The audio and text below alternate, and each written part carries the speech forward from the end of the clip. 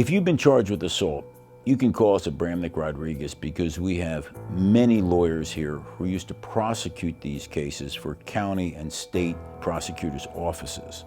We have lawyers here who have incredibly long history of experience, both as a prosecutor and now as a criminal defense lawyer. Assault is different depending on the circumstances surrounding the charge. Now, if you were to push someone or have some physical contact with someone, but there was no weapon or no serious injury, that would be a simple assault.